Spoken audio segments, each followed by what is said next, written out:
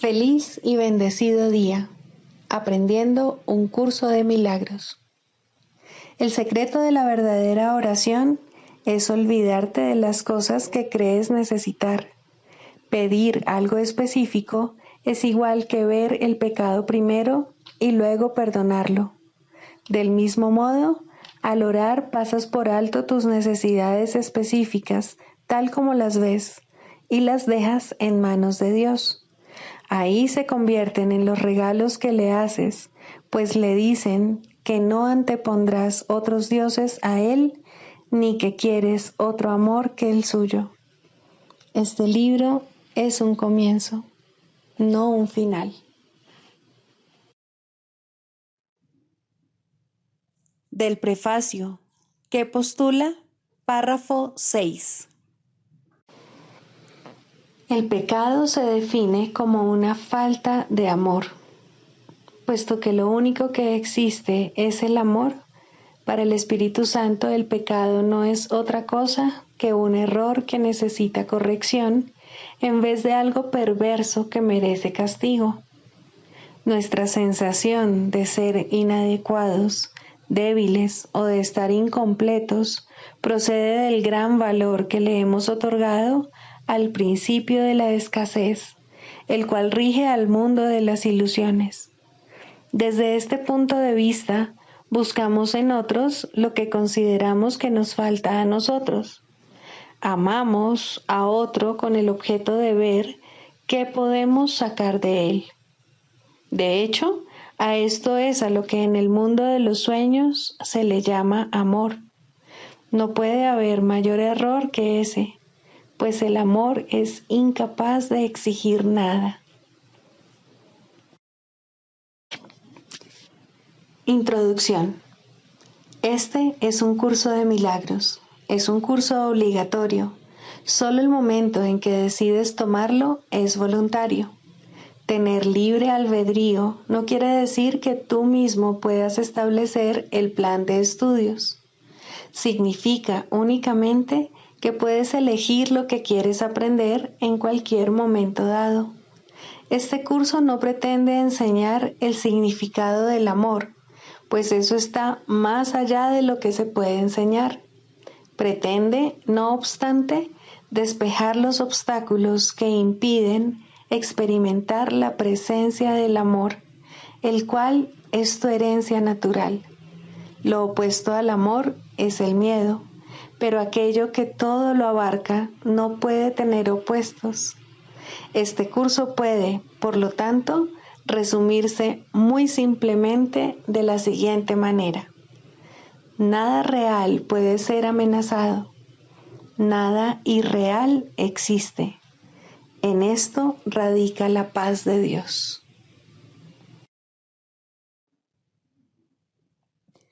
Capítulo 1. El significado de los milagros. Primero, principios de los milagros. Principio 31. Los milagros deben inspirar gratitud, no reverencia. Debes dar gracias a Dios por lo que realmente eres. Los hijos de Dios son santos y los milagros honran su santidad, que ellos pueden ocultar, mas nunca perder.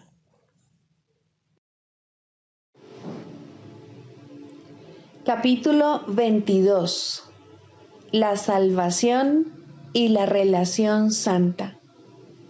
Introducción.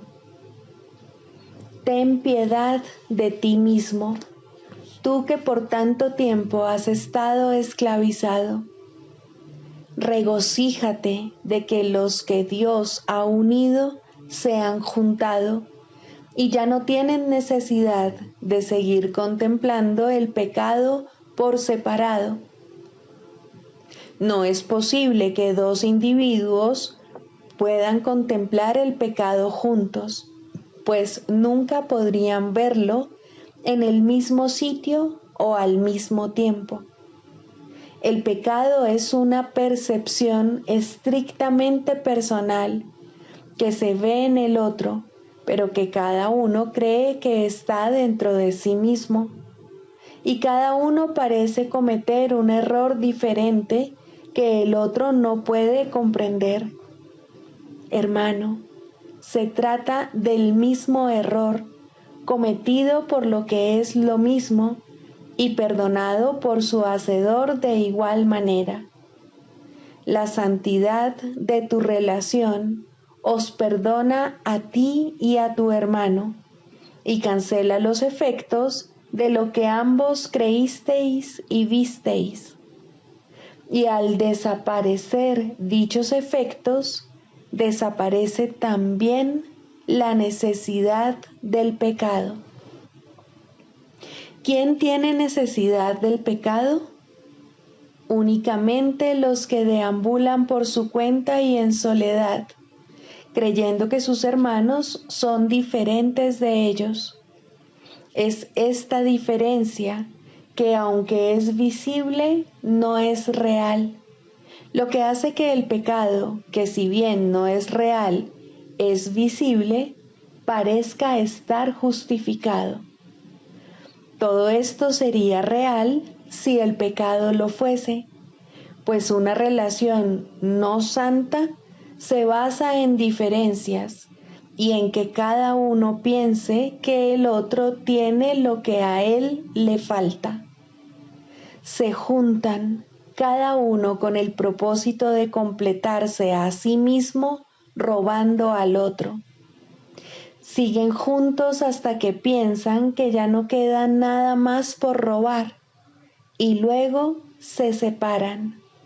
Y así vagan por un mundo de extraños, distintos de ellos, viviendo tal vez con los cuerpos de esos extraños bajo un mismo techo que a ninguno de ellos da cobijo, en la misma habitación y, sin embargo, a todo un mundo de distancia.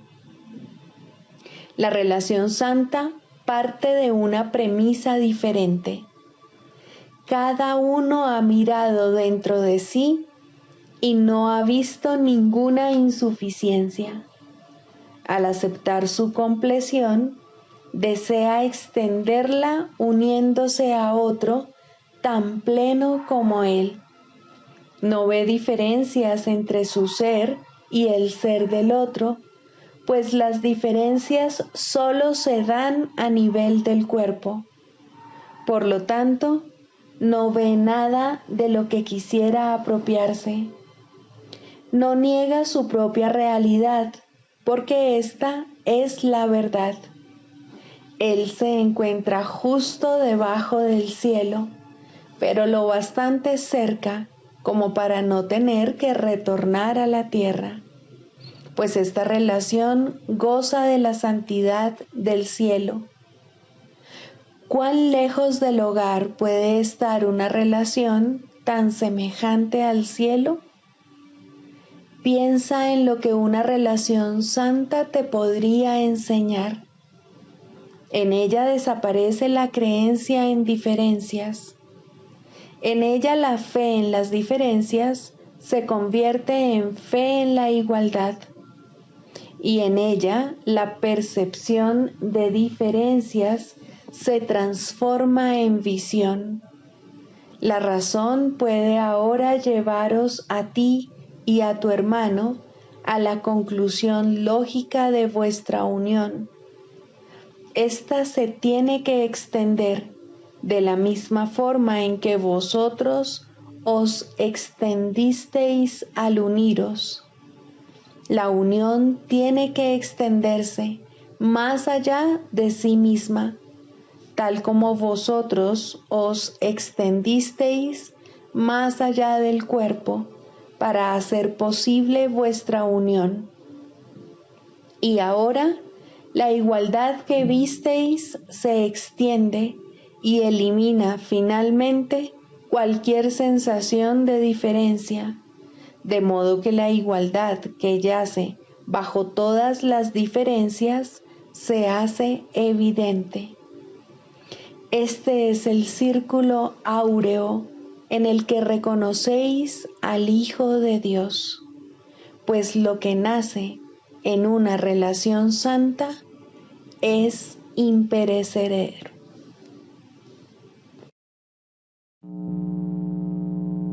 Libro de ejercicios, pregunta 9. ¿Qué es el segundo advenimiento? El segundo advenimiento de Cristo, que es tan seguro como Dios, es simplemente la corrección de todos los errores y el restablecimiento de la cordura. Es parte de la condición que reinstaura lo que nunca se perdió y reestablece lo que es eternamente verdad. Es la invitación que se le hace a la palabra de Dios para que ocupe el lugar de las ilusiones, la señal de que estás dispuesto a dejar que el perdón descanse sobre todas las cosas, sin excepción y sin reservas. La naturaleza totalmente inclusiva del segundo advenimiento de Cristo es lo que le permite envolver al mundo y mantenerte a salvo en su dulce llegada, la cual abarca a toda cosa viviente junto contigo. La liberación a la que el segundo advenimiento da lugar no tiene fin, pues la creación de Dios es ilimitada. La luz del perdón ilumina el camino del segundo advenimiento, porque refulge sobre todas las cosas a la vez y cual una sola, y así, por fin, se reconoce la unidad. El segundo advenimiento marca el fin de las enseñanzas del Espíritu Santo, allanando así el camino para el juicio final, en el que el aprendizaje termina con un último resumen que se extenderá más allá de sí mismo hasta llegar a Dios. En el segundo advenimiento, todas las mentes se ponen en manos de Cristo para serle restituidas al Espíritu en el nombre de la verdadera creación y de la voluntad de Dios. El segundo advenimiento es el único acontecimiento en el tiempo que el tiempo mismo no puede afectar, pues a todos los que vinieron a morir aquí o aún han de venir, o a aquellos que están aquí ahora, se les libera igualmente de lo que hicieron. En esta igualdad se reinstaura a Cristo como una sola identidad, en la cual los hijos de Dios reconocen que todos ellos son uno solo. Y Dios el Padre le sonríe a su Hijo, su única creación y su única dicha. Ruega, pues, porque el segundo advenimiento tenga lugar pronto, pero no te limites a eso, pues necesita tus ojos, tus oídos, tus manos y tus pies. Necesita tu voz, pero sobre todo, necesita tu buena voluntad. Regocijémonos de que podamos hacer la voluntad de Dios y unirnos en su santa luz. Pues mirad, el Hijo de Dios es uno solo en nosotros y podemos alcanzar el amor de nuestro Padre a través de Él. Lección 303. Hoy nace en mí el Cristo Santo. Velad conmigo, ángeles, velad conmigo hoy. Que todos los santos pensamientos de Dios me rodeen y permanezcan muy quedos a mi lado mientras nace el Hijo del Cielo. Que se acallen todos los sonidos terrenales y que todos los panoramas que estoy acostumbrado a ver desaparezcan. que a Cristo se le dé la bienvenida allí donde Él está en su hogar y que no oiga otra cosa que los sonidos que entiende y vea únicamente los panoramas que reflejan el amor de su Padre. Que Cristo deje de ser un extraño aquí, pues Él renace hoy en mí. Le doy la bienvenida a tu Hijo, Padre. Él ha venido a salvarme del malvado ser que fabriqué. Tu Hijo es el ser que tú me has dado. Él es lo que yo soy en verdad. Él es el Hijo que tú amas por sobre todas las cosas. Él es mi ser tal como tú me creaste. No es Cristo quien puede ser crucificado. A salvo en tus brazos, déjame recibir a tu Hijo.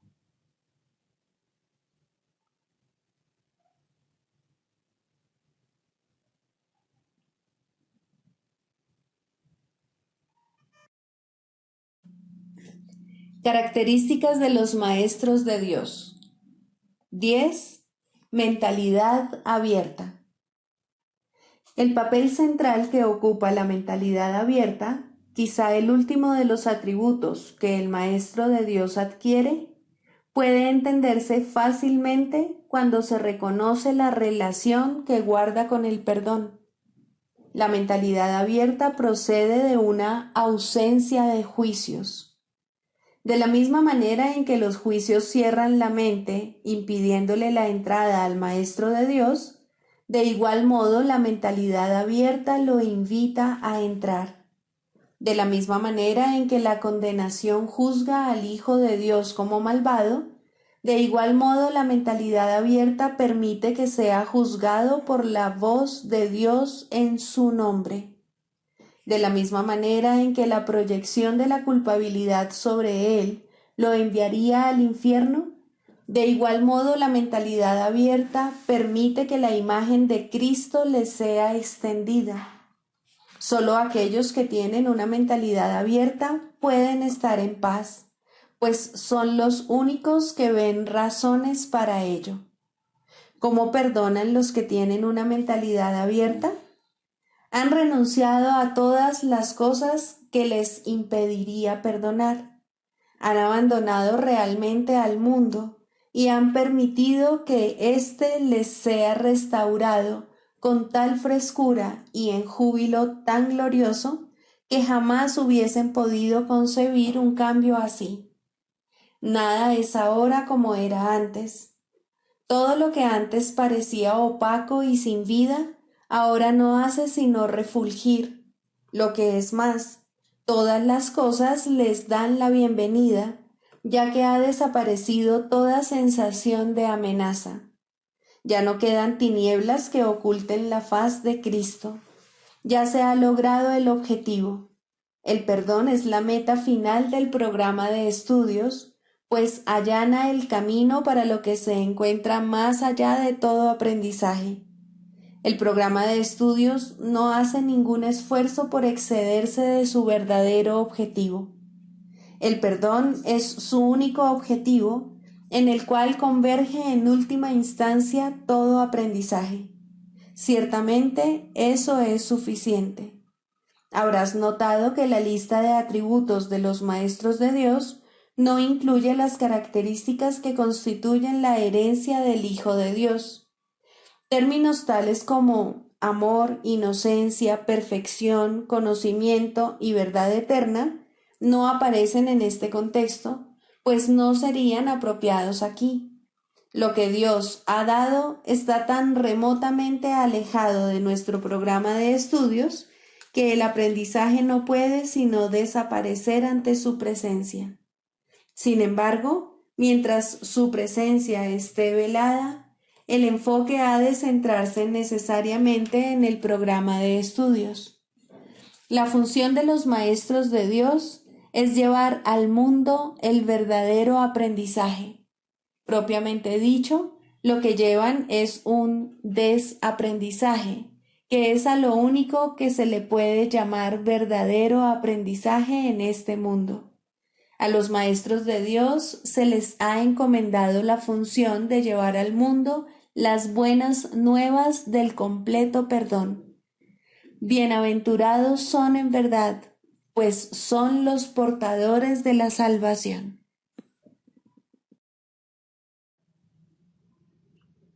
Manual para el Maestro, pregunta 16. ¿Cómo debe pasar el día el Maestro de Dios? Para un Maestro de Dios avanzado, esta pregunta es irrelevante. No tiene un programa fijo, pues las lecciones cambian de día en día. Pero el Maestro de Dios está seguro de una sola cosa: las lecciones no cambian al azar. Al darse cuenta de esto y entender que es verdad, el maestro descansa contento. Se le dirá cuál ha de ser su papel hoy, mañana y siempre. Y aquellos que compartan ese papel con él, le encontrarán para que juntos puedan aprender las lecciones de ese día. Nadie de quien él tenga necesidad estará ausente. No se le enviará a nadie que no tenga un objetivo de aprendizaje ya establecido y que pueda aprender ese mismo día. Para el Maestro de Dios avanzado, esta pregunta es, por consiguiente, superflua. Ya la planteó y ya se le contestó, y él se mantiene en continuo contacto con la respuesta. Ya lo tiene todo y ve desplegarse ante él, seguro y libre de obstáculos, el camino que tiene que recorrer. Pero, ¿qué ocurre con aquellos que todavía no han alcanzado la certidumbre que él posee? Esos aún no están listos para una falta de estructura así. ¿Qué es lo que tienen que hacer para aprender a entregarle el día a Dios? Hay algunas reglas generales a seguir, aunque cada cual debe usarlas a su manera como mejor pueda.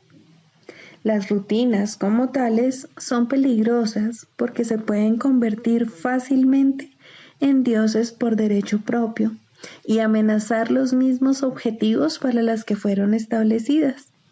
Se puede decir, por lo tanto, que en términos generales es mejor comenzar el día bien.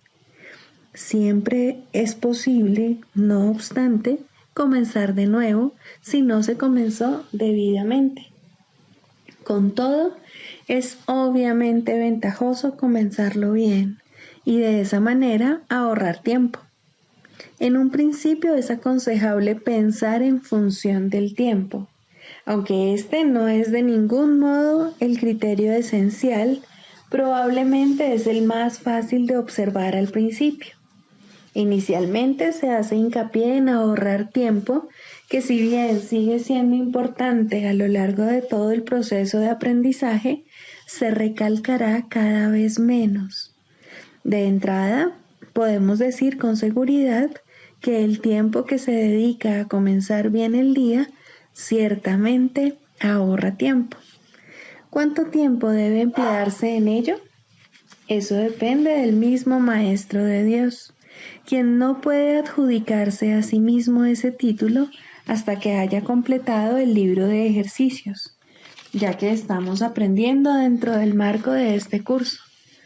Después de haber finalizado las sesiones de práctica más estructuradas contenidas en el libro de ejercicios, la necesidad individual será el factor determinante. Este curso es siempre práctico. Puede ser que el Maestro de Dios no se encuentre en una situación que sea conducente a pasar unos minutos en un estado de quietud, nada más al despertarse. Si ese es el caso, que recuerde tan solo que su elección es pasar un ratito con Dios lo antes posible y que lo haga. La cantidad de tiempo que dedique a ello no es lo más importante. Uno puede fácilmente pasarse 1 hora sentado, inmóvil, con los ojos cerrados y no lograr nada. O bien puede, con igual facilidad, dedicarle a Dios solo un instante y en ese instante unirse a Él completamente. Quizá la única generalización que puede hacerse al respecto es la siguiente. Dedica un rato, lo antes posible, después de despertarte, a estar en silencio. Y continúa durante 1 o 2 minutos más después de que haya comenzado a resultarte difícil. Probablemente descubrirás que la dificultad disminuye y desaparece. En caso de no ser así, ese es el momento de parar. Por la noche se debe seguir el mismo procedimiento. Tal vez tu periodo de sosiego deba ser temprano en la noche, si no te es posible hacerlo inmediatamente antes de irte a dormir. No debes hacerlo acostado, es mejor estar sentado, en cualquier postura que prefieras. Habiendo completado el libro de ejercicios, seguramente habrás llegado a algunas conclusiones al respecto. Si te es posible, un momento apropiado para dedicárselo a Dios es justo antes de irte a dormir. Esto pone a tu mente en un estado de reposo y te aparta del miedo. Si te resulta más conveniente hacerlo más temprano, asegúrate al menos de no olvidarte pasar un rato, aunque sea solo un momento, en el que cierras los ojos y piensas en Dios. Hay un pensamiento en particular que debe recordarse a lo largo del día. Es un pensamiento de pura dicha, de paz, de liberación ilimitada. Ilimitada porque todas las cosas se liberan dentro de él. Crees que has construido un lugar seguro para ti mismo. Crees que has forjado un poder que te puede salvar de todas las cosas aterradoras que ves en sueños. Pero no es así. Tu seguridad no reside ahí. A lo que renuncias es simplemente a la ilusión de que puedes proteger tus ilusiones. Ese es tu temor y solo ese. Qué insensatez estar atemorizado por nada, nada en absoluto. Tus defensas son inservibles, mas tú no estás en peligro. No tienes ninguna necesidad de ellas. Reconoce esto y desaparecerán, y solo entonces aceptarás tu verdadera protección. Cuán fácil y tranquilamente transcurre el tiempo para el Maestro de Dios que ha aceptado su protección. Todo lo que antes hacía en nombre de su propia seguridad ha dejado de interesarle, puesto que está a salvo y sabe que lo está. Tienen un guía que no le ha de fallar. No es necesario que haga distinciones entre los problemas que percibe, porque aquel a quien acude reconoce que no hay grados de dificultad en su resolución.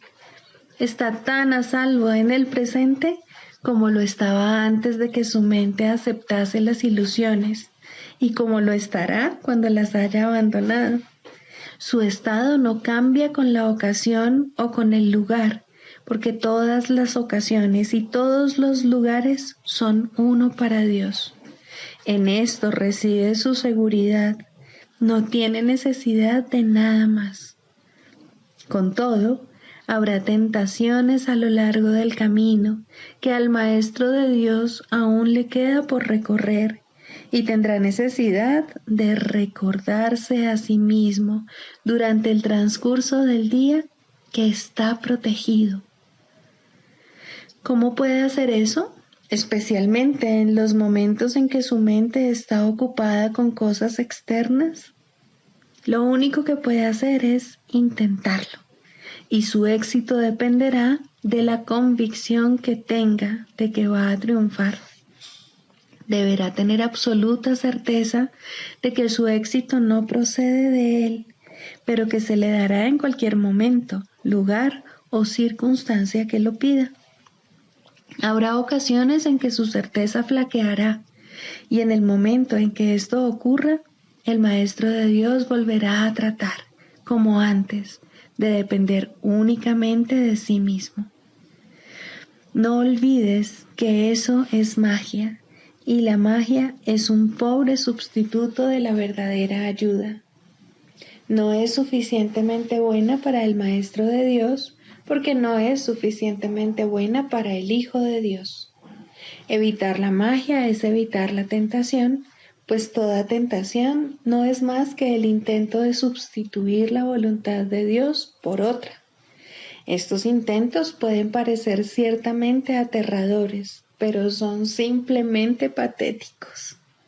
No pueden tener efectos, ya sean buenos o malos, sanadores o destructivos, tranquilizadores o aterradores, gratificantes o que exijan sacrificio. Cuando el Maestro de Dios reconozca que la magia simplemente no es nada, habrá alcanzado el estado más avanzado. Todas las lecciones intermedias no hacen sino conducirle a este estado y facilitar el que este objetivo esté más cerca de reconocerse, pues cualquier tipo de magia, sea cual sea su forma, es simplemente impotente. Su impotencia explica por qué es tan fácil escaparse de ella. Es imposible que lo que no tiene efectos pueda aterrorizar. No hay nada que pueda sustituir a la voluntad de Dios. Dicho llanamente, a este hecho es al que el Maestro de Dios dedica su día. Cualquier otro sustituto que acepte como real tan solo puede engañarle, mas está a salvo de cualquier engaño si así lo decide. Quizá necesite recordar: Dios está conmigo, no puedo ser engañado. Quizá prefiera usar otras palabras, o solo una, o ninguna. En cualquier caso, debe abandonar toda tentación de aceptar la magia como algo verdadero y reconocer que no solo no es aterradora, ni pecaminosa, ni peligrosa, sino que simplemente no significa nada.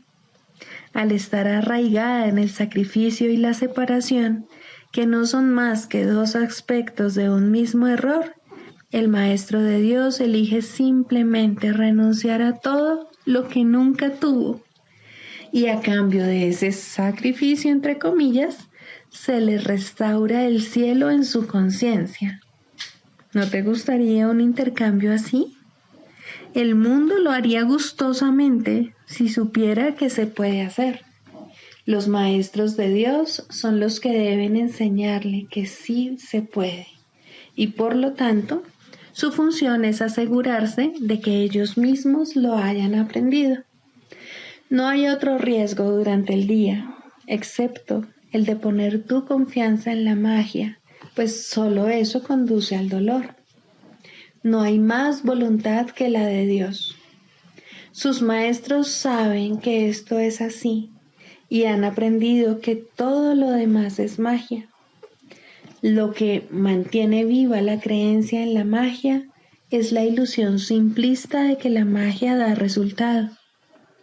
Los maestros de Dios deben aprender a detectar las diversas formas de magia a lo largo de todo su entrenamiento, cada día y cada hora, e incluso cada minuto y cada segundo, y a percibir el hecho de que no significan nada.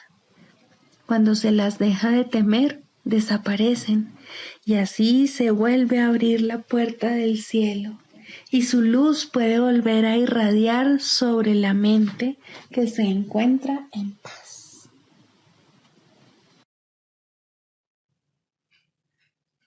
Clarificación de términos. El perdón, la faz de Cristo. El perdón es el medio que nos lleva a Dios y que nos permite alcanzarle, mas es algo ajeno a Él. Es imposible concebir que algo creado por Él pueda necesitar perdón. El perdón, entonces, es una ilusión, pero debido a su propósito, que es el del Espíritu Santo, hay algo en ella que hace que sea diferente.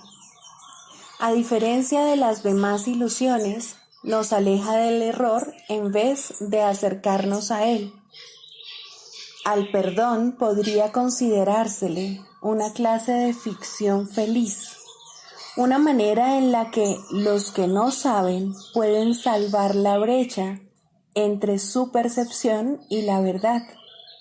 No pueden pasar directamente de la percepción al conocimiento, porque no creen que esa sea su voluntad. Esto hace que Dios parezca ser un enemigo en lugar de lo que realmente es, y es precisamente esta percepción de mente la que hace que no estén dispuestos a simplemente ascender y retornar a Él en paz. Y de este modo necesitan una ilusión de ayuda porque se encuentran desvalidos, un pensamiento de paz porque están en conflicto. Dios sabe lo que su Hijo necesita antes de que Él se lo pida. Dios no se ocupa en absoluto de la forma, pero al haber otorgado el contenido, su voluntad es que se comprenda, y eso basta. Las formas se adaptan a las necesidades, pero el contenido es inmutable, tan eterno como su Creador. Antes de que el recuerdo de Dios pueda retornar, es necesario ver la faz de Cristo. La razón es obvia. Para ver la faz de Cristo se requiere percepción. El conocimiento no es algo que se pueda ver, pero la faz de Cristo es el gran símbolo del perdón, es la salvación, es el símbolo del mundo real. El que la ve deja de ver el mundo. Está tan cerca ya del umbral del cielo como es posible estar mientras aún esté afuera. Mas desde ahí, un paso más basta para entrar. Es el paso final, y ese se lo dejamos a Dios. El perdón es un símbolo también, pero en cuanto que símbolo exclusivo de la voluntad del Padre, no puede ser dividido. Y así, la unidad que refleja se convierte en su voluntad. Eso es lo único que aún está en el mundo en parte y que, al mismo tiempo, es el puente que conduce al cielo. La voluntad de Dios es lo único que existe. Lo único que podemos hacer es pasar de la nada al todo, del infierno al cielo. ¿Es esto una jornada? No, en verdad no lo es, pues la verdad no va a ninguna parte. Pero las ilusiones cambian según el lugar o la época. El paso final no es más que otro cambio. Por ser una percepción, es en parte irreal. Sin embargo, esa parte desaparecerá. Lo que entonces quedará será la paz eterna y la voluntad de Dios. Ahora ya no hay deseos, pues los deseos cambian. Incluso lo que una vez se deseó puede volverse indeseable. Esto es así porque el ego jamás puede estar en paz, pero la voluntad es constante por ser el don de Dios, y lo que Él da es siempre como Él mismo. Este es el propósito de la faz de Cristo. Es el regalo de Dios para la salvación de su Hijo. Contempla únicamente esto y habrás sido perdonado. Cuán hermoso se vuelve el mundo en ese instante en el que ves la verdad acerca de ti mismo reflejada en él. Ahora estás libre de pecado y contemplas tu impecabilidad. Ahora eres santo y así lo percibes. Y ahora la mente retorna a su Creador. la unión de Padre e Hijo, la unidad de unidades que se encuentra detrás de toda unión, aunque más allá de todas ellas. No se ve a Dios, sino que únicamente se le comprende. No se ataca a su Hijo, sino que se le reconoce.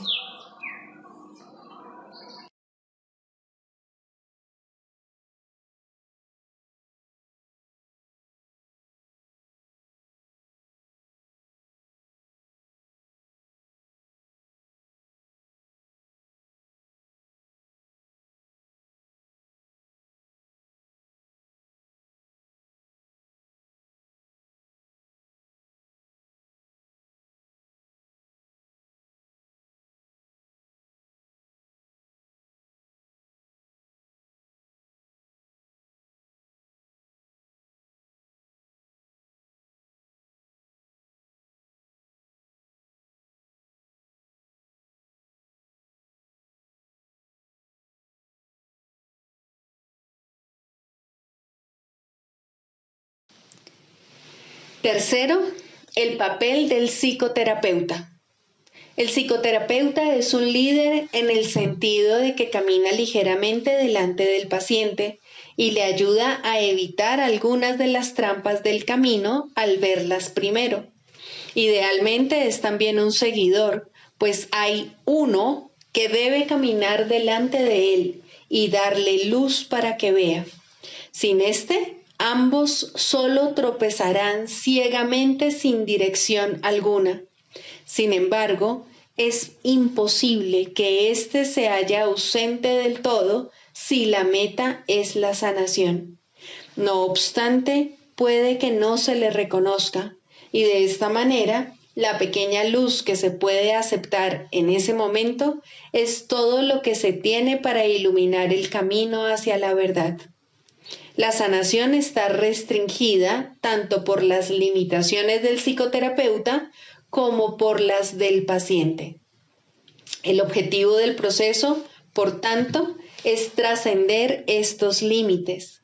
Ninguno de los dos puede hacer esto solo, pero cuando se unen, se les ha dado la potencialidad para trascender todas las limitaciones. Ahora el alcance de su éxito depende de qué tanto de su potencialidad están dispuestos a usar. La voluntad puede provenir de cualquiera de los dos al principio, y en cuanto el otro la comparta, crecerá. El progreso se convierte en un asunto de decisión. Puede alcanzar casi hasta el cielo o no alejarse del infierno más que un paso o dos. Es muy posible que la psicoterapia parezca fracasar, incluso es posible que el resultado parezca un retroceso, pero al final tiene que haber algún éxito. Uno pide ayuda, otro escucha y trata de responder en forma de ayuda. Esta es la fórmula de la salvación y tiene que sanar. Solo las metas divididas pueden interferir en la sanación perfecta. Un terapeuta sin ningún ego podría sanar el mundo sin una palabra, por el solo hecho de estar ahí. No necesita que nadie lo vea o le hable o incluso sepa de su existencia. Su simple presencia es suficiente para sanar. El terapeuta ideal es uno con Cristo, pero la sanación es un proceso, no un hecho. El terapeuta no puede progresar sin el paciente y el paciente no puede estar listo para recibir a Cristo o de lo contrario no podría estar enfermo. En un sentido, el terapeuta sin ego es una abstracción que se encuentra al final del proceso de sanación, demasiado avanzado para creer en la enfermedad y demasiado cerca de Dios para conservar sus pies en la tierra. Ahora Él puede ayudar a través de aquellos que necesitan ayuda, pues de esta manera está llevando a cabo el plan establecido para la salvación. El psicoterapeuta se convierte en su paciente al trabajar a través de otros pacientes para expresar sus pensamientos, a medida que los recibe de la mente de Cristo. El canto de la oración. 2. El perdón. Introducción. El perdón da alas a la oración para que su ascenso sea fácil y su progreso veloz. Sin su fuerte apoyo sería inútil tratar de ir más allá del primer peldaño de la oración o incluso intentar ascender. El perdón es el aliado de la oración, su hermano en el plan para tu salvación. Ambos vendrán a sostenerte y a mantener tus pies firmemente plantados y tu propósito fuerte e inalterable. Contempla la ayuda más grande que Dios ordenó que estuviese contigo hasta que llegues a Él, y con esto llega el fin de las ilusiones.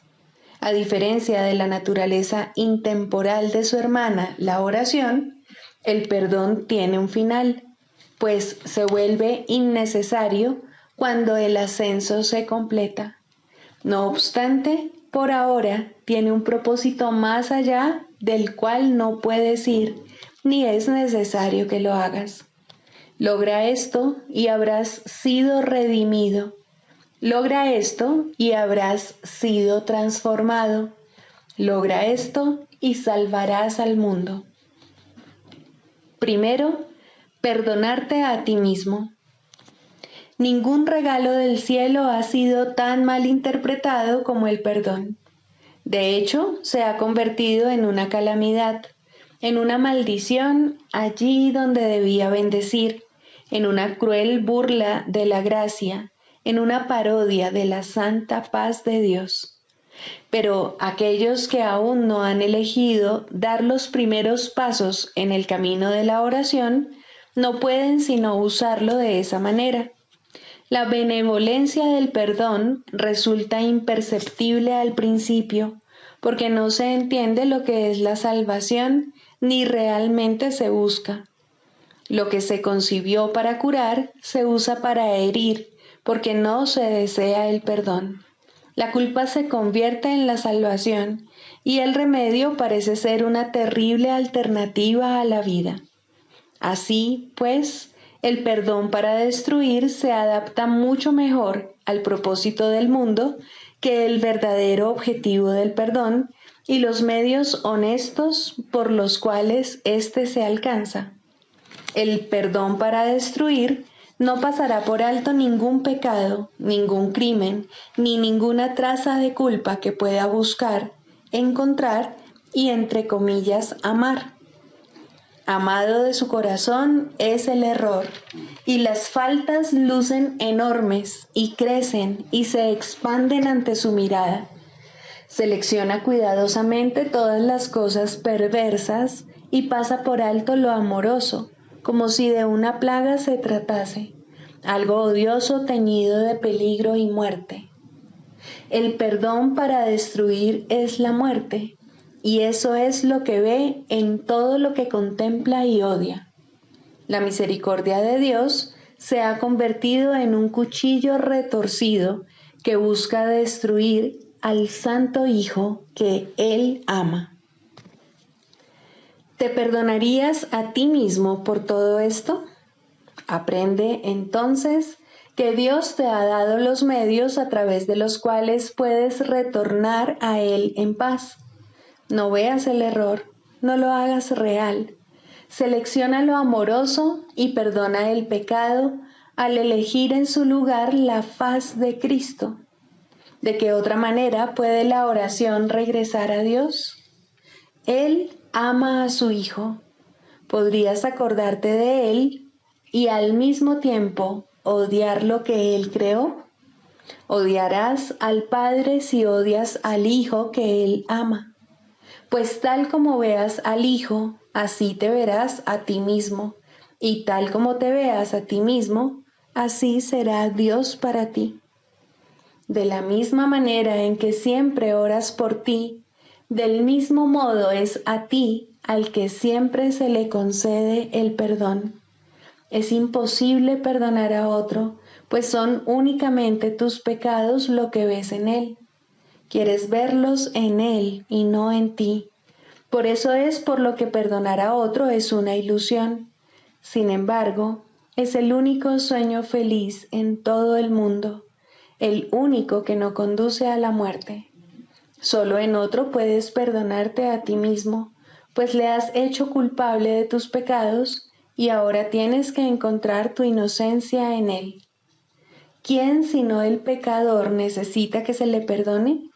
Jamás pienses que puedes ver pecado en nadie excepto en ti mismo. Este es el gran engaño del mundo, y tú, el que más se engaña a sí mismo. Siempre parece que el malvado es otro, y como resultado de su pecado, tú eres el perjudicado. ¿Sería posible la liberación si esto fuese cierto? Pues en tal caso serías el esclavo de todos, ya que lo que cualquiera de ellos hiciese dictaría tu destino, tus sentimientos, tu desesperación o esperanza, tu desdicha o alegría. No serías libre a menos que Él te concediese la libertad, y al Él ser malvado, solo puede dar maldad. No puedes ver sus pecados sin ver los tuyos, mas puedes liberarlo y liberarte a ti mismo. El perdón, verdaderamente concedido, es el camino en el cual se encuentra tu única esperanza de libertad. Otros cometerán errores al igual que tú, mientras esta parodia de mundo parezca ser tu hogar. No obstante, Dios mismo dio a todos sus hijos un remedio para todas las ilusiones que creen ver. La visión de Cristo no utiliza tus ojos, pero tú puedes mirar a través de los suyos y aprender a ver como Él. Los errores no son sino diminutas sombras que desaparecen fugazmente y que solo por un instante parecen ocultar la faz de Cristo, que continúa inmutable tras todas ellas. Su constancia permanece en tranquilo silencio y perfecta paz. Él no sabe de sombras. Suyos son los ojos que ven, más allá del error, al Cristo en ti. Pide entonces su ayuda y pregúntale cómo aprender lo que es el perdón, tal como su visión lo ve. Tienes necesidad de lo que Él da, y tu salvación depende de lo que aprendas. La oración no es libre para llegar hasta el cielo, mientras el perdón para destruir permanezca contigo. La misericordia de Dios eliminará de tu santa mente esta manera de pensar mordaz y venenosa. Cristo te ha perdonado, y en su visión el mundo se torna tan santo como Él. Quien no ve maldad en el mundo, ve como Él, pues lo que Él ha perdonado no ha pecado, y así ya no hay más culpa. El plan de la salvación se ha cumplido, y la cordura ha llegado. El perdón es la llamada a la cordura, pues ¿quién sino un demente se fijaría en el pecado cuando en su lugar puede ver la faz de Cristo? Esta es la elección que tienes ante ti, la más simple y sin embargo la única que puedes hacer. Dios te pide que salves a su Hijo de la muerte, ofreciéndole el amor de Cristo. Esta es tu necesidad, y Dios te ofrece este regalo. Tal como Él da, así tienes que dar tú también. Y de este modo, la oración se restituye a lo amorfo, más allá de todo límite a la intemporalidad, sin nada del pasado que le impida volver a unirse al perenne canto que toda la creación le entona a su Dios. Mas para alcanzar este fin, Y antes de llegar allí donde el aprendizaje ya no tiene objeto, debes primero aprender. El perdón es la llave, mas ¿quién puede usar una llave cuando no sabe dónde está la puerta para la que se hizo y para la que solamente sirve? Por lo tanto, tenemos que hacer una clara distinción, de modo que la oración pueda ser liberada de la oscuridad y llegar a la luz. El papel del perdón debe invertirse y limpiarse de todo uso malvado y de las metas de odio para las que se ha empleado.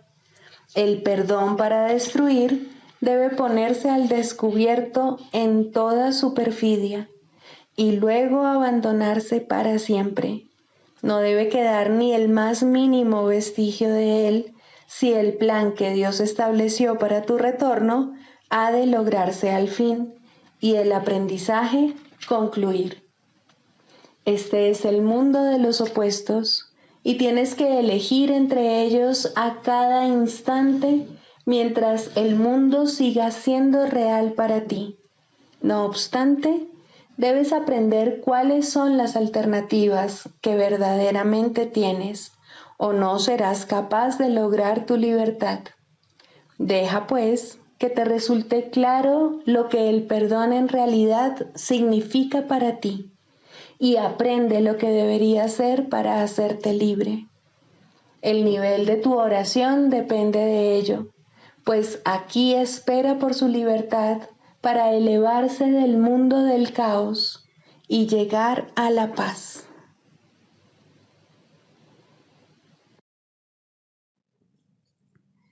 Sigamos a Jesús haciendo del perdón algo tan natural como respirar y algo tan vital como el aire. Amén.